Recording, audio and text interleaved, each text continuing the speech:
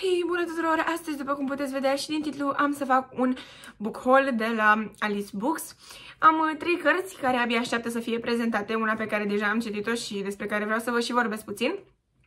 Înainte de a începe, v-aș ruga să apăsați pe butonul de like, de share, de subscribe și nu uitați să-mi dați și mie un follow contului de Instagram și contului de TikTok, acolo unde postez regulat și des, de fapt, nu regulat, că și aici postez regulat. Și o să vi le las chiar aici pe ecran.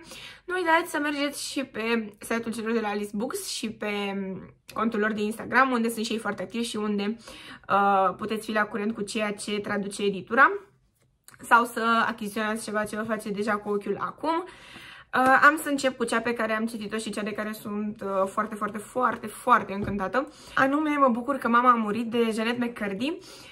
O carte care e tradusă foarte fain, dacă mă întrebați pe mine, și din punct de vedere al traducerii în sine, cât și uitați-vă ce copertă minunată are.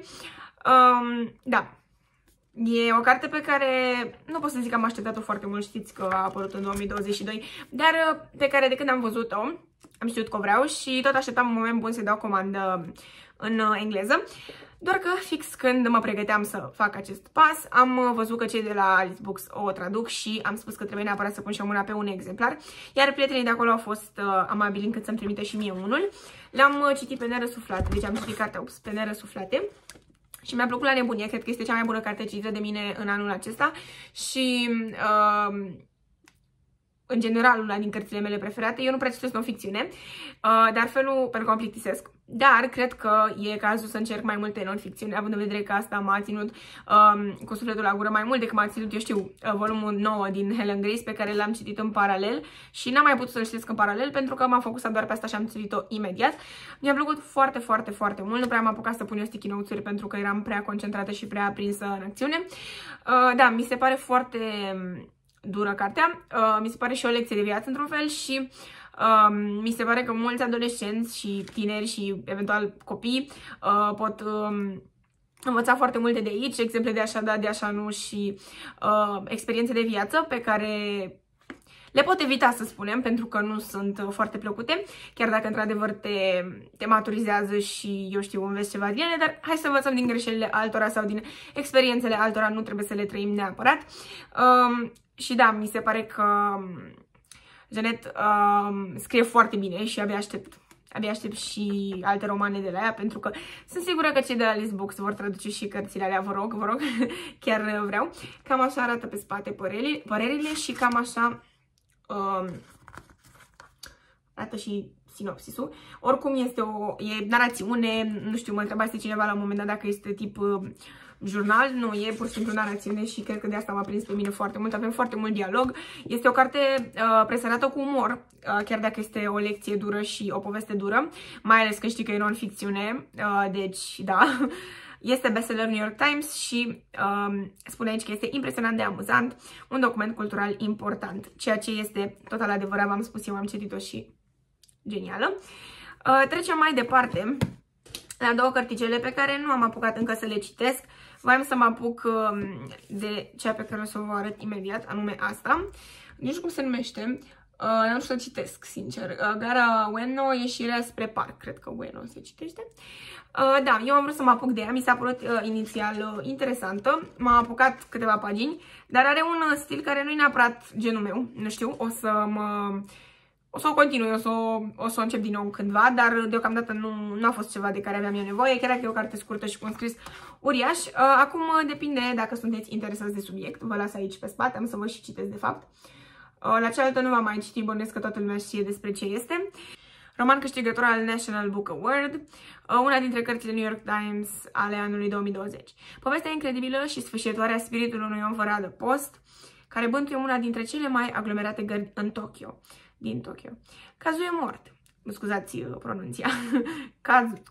Cazul, nu știu, e mort. Născut la Fukushima în 1933, în același an ca împăratul Japoniei, viața sa este legată printr-o serie de coincidențe de familia imperială și influențată la fiecare pas de istoria modernă a Japoniei. Însă povestea sa este marcată, de asemenea, de un șir de tragedii, iar acum, după moarte, nu-și găsește odihna, fiind condamnat să bântuie parcul de lângă gara Ueno. Aici a început și s-a încheiat viața lui la Tokyo, venind să lucreze pentru Olimpiada din 1964 și sfârșind în vastele comunități de oameni ai străzii din parc, traumatizat de distrugerile provocate de tsunamiul din 2011 și înfuriat de anunțul legat de organizarea Olimpiadei din 2020. Cam asta spune cartea. Este o lectură, zic eu, nu neapărat ușoară în sensul că ușor de parcurs, dar cred că o să fie și emoționantă și cum să zic, tot așa, cumva documentar, într-un anume fel. Ideea e că îmi place foarte mult coperta și îmi place că are scrisul mare, cu siguranță o să-mi fac timp pentru ea, sper eu, vara asta și tocmai mi-am rupt un fir de păr.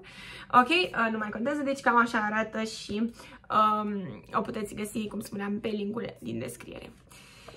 Are puține pagini, v-am zis, în jur de 200 și ultima carte, cea la care cred că voi ajunge până la urmă înainte de aceea, eu inițial cream că pe aia o voi citi, este Îndrăgostit la Seul. Nu mă mai chinui să citesc Sangyang Park, nu știu, cred că se citește.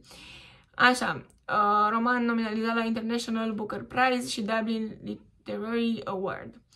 Ok, îmi place coperta, îmi place mai mult cealaltă copertă și asta e frumoasă, dar mi se pare un pic prea simplă pentru gustul meu.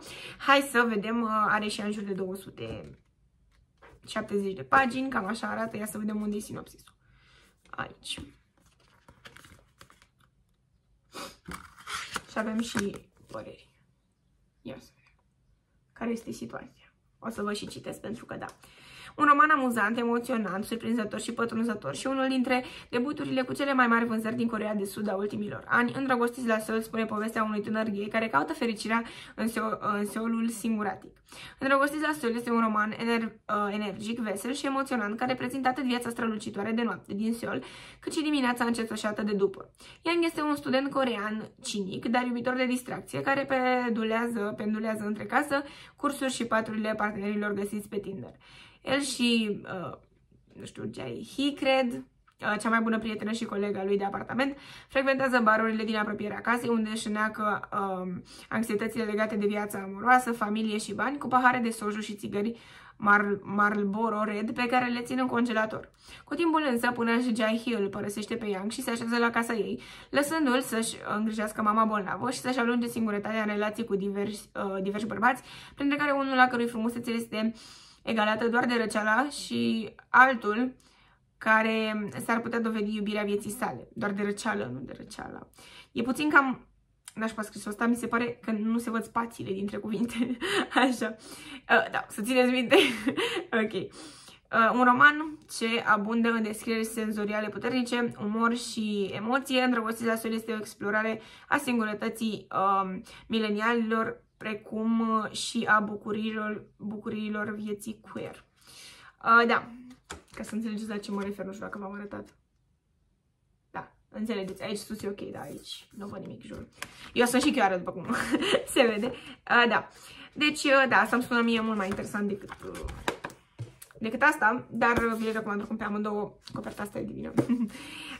Dar până una alta, tot asta este ce trebuie pentru mine, deci a fost o carte genială și pe care chiar vă recomand.